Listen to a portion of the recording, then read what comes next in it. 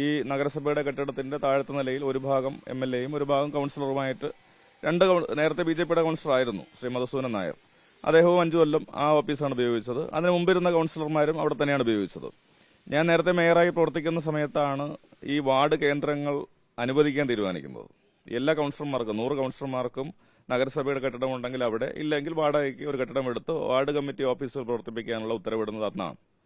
അപ്പോൾ ഞങ്ങൾ MLA ആയ സമയത്താണ് കോർപ്പറേഷൻ കൌൺസിലിന് അപേക്ഷ കൊടുത്തു. അവർ തീരുമാനിച്ചു, വാടക നിശ്ചയിച്ചു. ആ വാടക ഒടുക്കി ഞങ്ങളവിടെ പ്രവർത്തിച്ചു വരികയാണ്. അപ്പോൾ അത് ഒഴിയാൻ പറയാൻ നിയമപരമായ കാര്യങ്ങളുണ്ട്. ഈ തീരുമാനിച്ച കൌൺസിൽ അത് റദ്ദാക്കി നഗരസഭാ സെക്രട്ടറി ഞങ്ങൾക്ക് നോട്ടീസ് നൽകുമ്പോഴാണ് എന്റെ നടപടിക്രമമാവുക. ഇവിടെ ഇപ്പോൾ സംഭവിച്ചത് എന്താ? കൌൺസിലർ വിളിച്ച് MLA-യോട് ഒഴിയാൻ ആവശ്യപ്പെടുകയാണ്.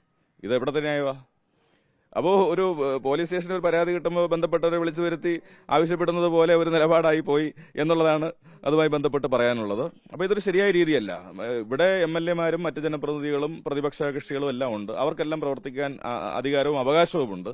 അത് നിലനിൽക്കെ ഈ നിലയിൽ വടക്കേ ഇന്ത്യൻ സംസ്ഥാനങ്ങൾ നടക്കുന്നത് പോലെയുള്ള ബുൾഡോസർ രാജ് പോലുള്ള കാര്യങ്ങളുടെ വേറൊരു മാതൃക കൊണ്ടുവരാനാണ് ശ്രമിക്കുന്നത് എന്നുള്ളതാണ് സൂചിപ്പിക്കാനുള്ളത്.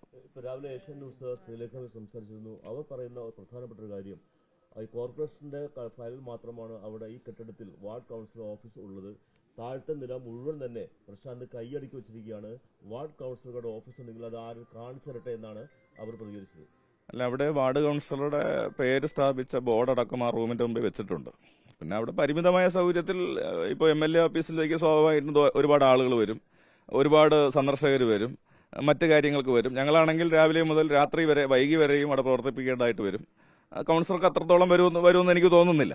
അപ്പോൾ സ്വാഭാവികമായിട്ടും അവിടെ കുറച്ച് കൂടുതൽ സൗകര്യങ്ങൾ നമ്മൾ അവിടെ പ്രയോജനപ്പെടുത്തിയിട്ടുണ്ട്. അപ്പോൾ വാർഡ് കൌൺസിലർക്ക് അതെന്തെങ്കിലും പ്രയാസം ഉണ്ടെങ്കിൽ നമുക്കത് പരിശോധിക്കാം.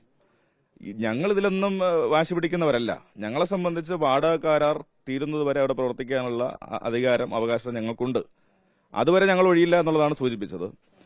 ഇവിടെ സംഭവിച്ചത് എന്താ? കൌൺസിലർ വിളിച്ച് MLA-യോട് ആവശ്യപ്പെടുകയാണ്. സാമാന്യമായിട്ട് അത് ശരിയാണ്. അത് കൌൺസിലറുടെ ഓഫീസിന് സൗകര്യം കുറവാണ്, അതുകൊണ്ട് MLA ഒഴിയണം, അതും കൂടെ പ്രയോജനപ്പെടുത്തി വേണം ഓഫീസിനെ പ്രവർത്തിപ്പിക്കാൻ എന്ന നിലയ്ക്കാണ് ആവശ്യപ്പെടുന്നത്.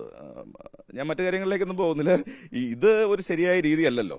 നമ്മളെ സംബന്ധിച്ച് ഇപ്പോൾ കോർപ്പറേഷന് മറ്റേതെങ്കിലും കെട്ടിടങ്ങൾ അവർക്കെടുക്കാം, അല്ലെങ്കിൽ നിയമപരമായ സെക്രട്ടറിയെ കൊണ്ട് ഞങ്ങൾക്ക് നോട്ടീസ് തന്ന് അവിടെ ഒഴിപ്പിക്കുന്നതിന് കാര്യങ്ങൾ ചെയ്യാം. അപ്പോൾ ഇതൊന്നും ചെയ്യാതെ ഒരു കൌൺസിലർ വിളിച്ച് MLA-യോട് ആവശ്യപ്പെടുകയാണ്, നിങ്ങൾ ഒഴിഞ്ഞു പോകണം എന്ന് ആവശ്യപ്പെടുകയാണ്. നിലവിൽ ഈ കൌൺസിലിന്റെ നടപടി, അതായത് ഇത് കാലാവധി എത്ര വരെ ഉണ്ട്? നിലവിൽ താങ്കളുടെ അവിടെ മാർച്ച് മാസം 31 വരെ, ഈ ഫൈനാൻഷ്യൽ ഇയർ അവസാനിക്കുന്നത് വരെ നിലവിലെ കൌൺസിൽ തീരുമാനമുണ്ട്.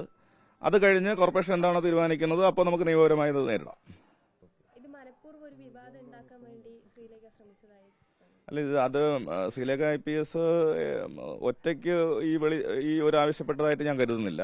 അത് ബന്ധപ്പെട്ട കോർപ്പറേഷൻ അധികാരികളുമായിട്ട് ആലോചിച്ചിട്ടായിരിക്കണം ഇങ്ങനെ വിളിച്ചതെന്നുള്ളതാണ് ഞാൻ മനസ്സിലാക്കുന്നത്. അത് ബന്ധപ്പെട്ട കോർപ്പറേഷൻ അധികാരികൾ അത് പറയട്ടെ.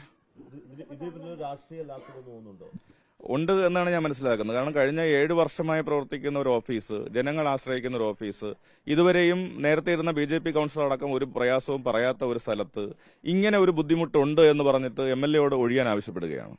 അത് ആ സ്ഥലത്തിന്റെ MLA ആയിരിക്കുന്ന ഒരാളോട് അങ്ങനെ പറയുന്നത് മര്യാദയാണോ എന്ന് ഈ വിളിച്ച ശ്രീലേഖ IPS-ഉം ബന്ധപ്പെട്ട കോർപ്പറേഷൻ അധികാരികളും ആലോചിക്കണം. ഇതിൽ ടൈമിംഗ് പ്രധാനമല്ല. കാരണം അവർ കൌൺസിലർ തിരഞ്ഞെടുക്കപ്പെട്ട് കുറച്ച് നാളുകളായി. പക്ഷെ അവർ ആവശ്യപ്പെടുന്നത് മേയർ സത്യപ്രതിജ്ഞ തൊട്ട് പിറ്റേന്നാണ് ആവശ്യപ്പെടുന്നത്. അപ്പോൾ ടൈമിംഗ് പ്രധാനം തന്നെയല്ല. ഒരു കോൺസ്പിറസി ഉണ്ടോ എന്ന് സംശയിക്കുന്നുണ്ടോ? അല്ല, അത് ഞാനല്ല അത് മറുപടി പറയേണ്ടത്. ഞാൻ മനസ്സിലാക്കുന്നത് ശ്രീലേഖ ഒറ്റയ്ക്ക് അങ്ങനെ ഒരു MLA-യോട് വിളിച്ച് ഒഴിയണമെന്ന് ആവശ്യപ്പെടാൻ സാധ്യതയില്ല. അത് ബന്ധപ്പെട്ട ചില ആളുകളുമായിട്ട് ആലോചിച്ചിട്ടായിരിക്കും ഈ തീരുമാനം അവർ ഫോൺ മുഖാന്തരം ഒഴിയണമെന്ന് ആവശ്യപ്പെട്ടതെന്നാണ് ഞാൻ മനസ്സിലാക്കുന്നത്. ഞാൻ പറഞ്ഞത് ഞങ്ങൾക്ക് നിയമപരമായ മാർച്ച് വരെ 31 വരെ കാലാവധിയുണ്ട്. ആ കാലാവധി വരെ ഒഴിയാൻ സാധിക്കില്ല. അതിനു മുമ്പ് ഒഴിപ്പിക്കണമെങ്കിൽ നിങ്ങൾ നടപടിയെടുത്തോ, ഞങ്ങൾ നിയമപരമായി നേരിടും എന്നുള്ളതാണ് പറഞ്ഞത്. മാത്രമല്ല പ്രശാന്ത്, മനസ്സിലാക്കുന്നത് മെയ് 10 നിയമസഭാ സമ്മേളനം അവസാനിക്കുകയാണ്. അതുവരെയും നീട്ടി നൽകണമെന്ന് ആവശ്യപ്പെട്ട് പ്രശാന്ത് ഓൾറെഡി ഒരു കത്ത് സെക്രട്ടറി കൊടുത്തിട്ടുണ്ട് അല്ലേ? നേരത്തെ തന്നെ അത് അവർ സബ്മിഷൻ കൊടുത്തിട്ടുള്ളതാണ്. അതായത് കരാർ കാലാവധി അവസാനിക്കുന്നത് മുതൽ വീണ്ടും MLA കാലാവധി ടേണർ കഴിയുന്നത് വരെ അനുവദിക്കണമെന്ന് കാണിച്ചുകൊണ്ട് നേരത്തെ തന്നെ കത്ത് കൊടുത്തിട്ടുള്ളതാണ്. അതിന്മേൽ നഗരസഭ തീരുമാനം എടുത്തിട്ടില്ല. അപ്പോൾ ഞങ്ങളെ സംബന്ധിച്ച് ഇങ്ങനെ ഒരു പ്രയാസം ഇതുവരെയും ആരും ചൂണ്ടിക്കാണിച്ചിട്ടില്ല. അപ്പോൾ MLA ഓഫീസിലേക്ക് വരുന്ന ജനങ്ങളുടെ തിരക്കും മറ്റു കാര്യങ്ങളും നമുക്ക് ഊഹിക്കാമല്ലോ. കൗൺസിലർ നേരത്തെ ഇരുന്ന കൗൺസിലറും രാവിലെ കുറച്ച് സമയമാണ് അദ്ദേഹം അവിടെ ചെലവഴിക്കുന്നത്. ബാക്കി സമയം അദ്ദേഹം കോർപ്പറേഷനുമായി ബന്ധപ്പെട്ടായിരിക്കും നിൽക്കുക. സ്വാഭാവികമായിട്ടും ഞാനവിടെ മുഴുവൻ കൈയടക്കി എന്നൊക്കെ പറയുന്നത് ഇതിനൊക്കെ എങ്ങനെയാണ് മറുപടി പറയുക? അവിടെ എന്തെങ്കിലും അസൗകര്യം ഉണ്ടെങ്കിൽ നമുക്ക് ശരിയാക്കി കൊടുക്കാം. അതേ എനിക്ക് പറയാനുള്ളൂ.